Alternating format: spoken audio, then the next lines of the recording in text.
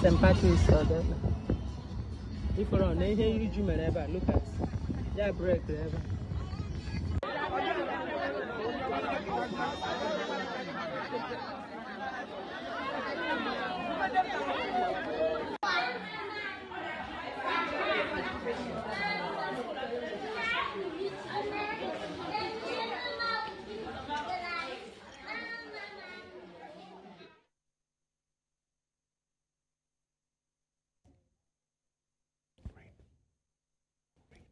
All right, this is a video showing, of course, what the situation is in the IDP camps in Anambra State.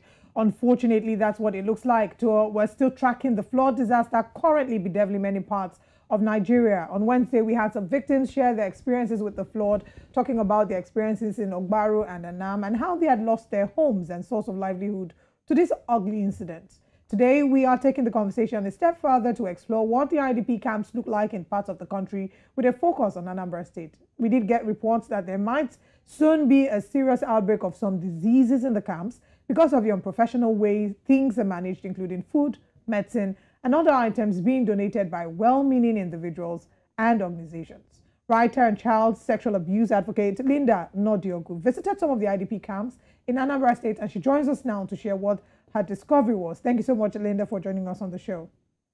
Thank you for having me. Linda, you've gone to visit these IDP sites. Talk to us about what your experience was. What did you see? Okay, so I went there on the 19th of this month, which was the day before yesterday. I went to Ogbaru, one of the most affected areas in Anambra State. So we went to Okoti and Odebe. And it is important to note that there are government-designated IDP camps in Iowa, but they have over 2,000 people there. So the place is filled up. People had to leave, and these people that left, some of them now had to live in incomplete buildings. I think Honorable Chuchu Onyema provided a town hall or something. We had this particular place we went to. Yes. So I think they said there are like 40 families. This includes young children, pregnant women, old men and women. They do not have access to sleeping gears, sleeping materials. Some of them sleep with just clothes on the floor, mats. They don't have access to food. Even some of the places we wanted to go, somewhere like Anaku, Atani, we could not get there because the roads were flooded. Now, when you come to these camps, you notice that the environment is very bad. This flood water, that place is surrounded by murky water. The environment is so unsafe.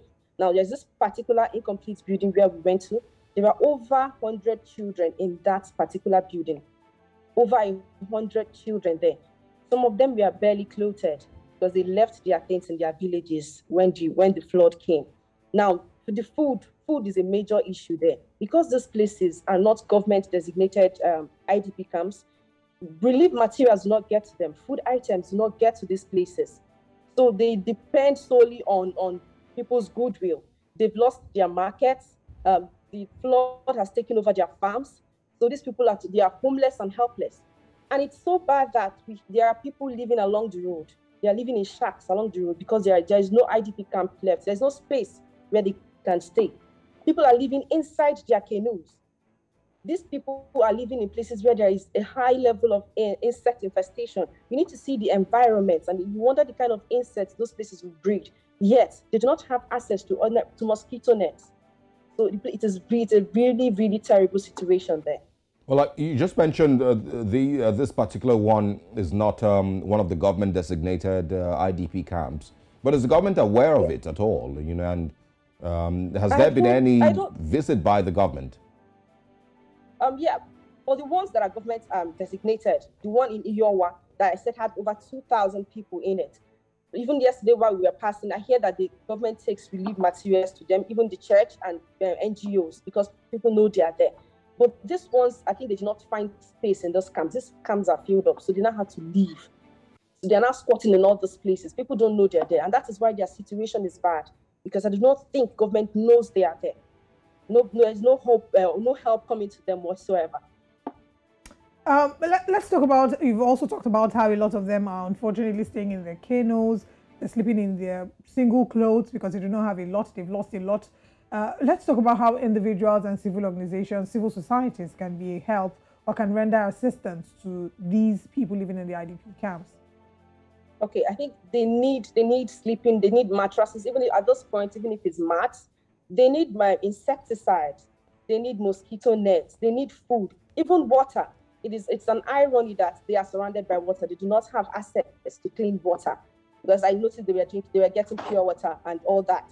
So they need water, they need food, they need sleeping gears, they need clothes, because when we clothes, and that's causing major rifts, because lots of the children and the adults there, they were not properly dressed. This is the only clothes they left their villages and their houses with.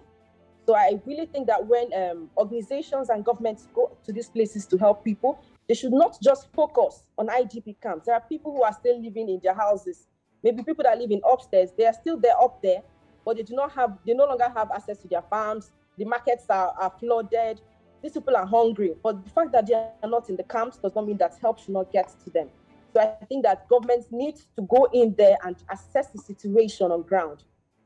Well, just, really, really hurtful seeing, a formerly residential area, now, seeing people using canoes to move around in those areas. Olive, you were going to try. Yeah, I was going to ask Linda, what the potential risks to be expected in these camps are. I know that you're a child sexual abuse advocate. Are there possibilities that there's a risk of abuse going on in such situations where these people are left vulnerable and unattended to? And how can this be mitigated? Okay, so based on my assessment of the camps, because they all live in very small spaces, both the young, the children, the very young and the old. So I think there might be chances, but because they are clustered, most times abuse happens in isolation. So there is not much room for isolation in places like this. Everybody is gathered there. But, there is still chances of that abuse might happen because of the way adults and children are mixed up. And these children are not even properly dressed and all that. So I think it is a possibility. But also another thing that limits it a little bit is the fact that there is little or no privacy there. And I also think that there is need to separate families, people that have children from young people and older people, because there is no form of order or organizations in this camp. Then I talked about people living in canoes. Yes, by the riverside, they tie their canoes up to trees and buildings. These are people who do not get space in IDP camps. Their villages are flooded, so they now came out with their canoe. They pack their things on that canoe. At night, they bring up mosquito nets to sleep. Linda, I want to get maybe updates from you with regards to the flooding itself proper. Is it still in the same level that it was a couple of days ago, maybe last week? Are there areas that people are starting to maybe move back home in bits? Or is it getting worse? From what the people said, because the camp we went to, they told us that place was flooded previously. They were somewhere else, but when the flood receded a bit, they now came back there. That was really the reason why some of them could leave the IDP camp and come back to that particular. I think the water is receding a little bit, but it's leaving a whole lot of mud. What is it called? Leaving a whole lot of packed water packed in one place, and it's breeding insects. I think there will be a breakout of malaria and other sicknesses out there. So I think the water is receding a bit, but it's not gotten to the point where they can start going back to their homes. All right. Very, very unfortunate situation. Linda Nnodiogu, thank you for your time this morning. We do hope that we're able to shine more light on the flooding situation and the necessary help and aid gets to not just the people living in the ID camps, but as many people as are stranded in Anambra State. Thank you for your time this morning. Thank you. Really, really heartbreaking. Really, really sad. Now, Gates, I do think that we need to have more conversations about the flooding.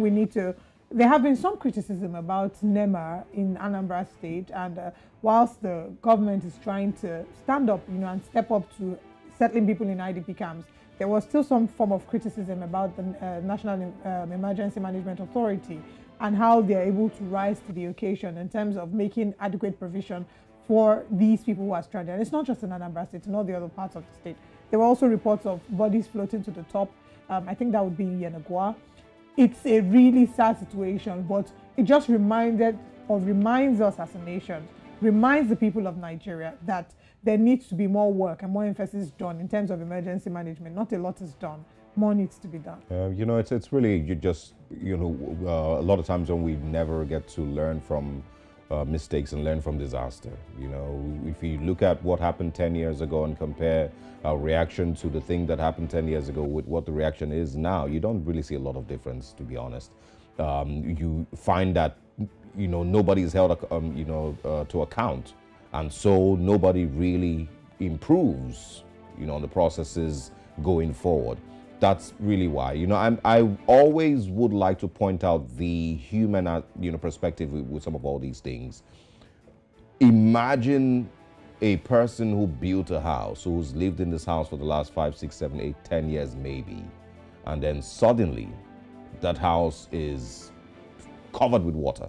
Yeah. Everything that you've worked for, you know, Gone. is all gone. Starting all over again.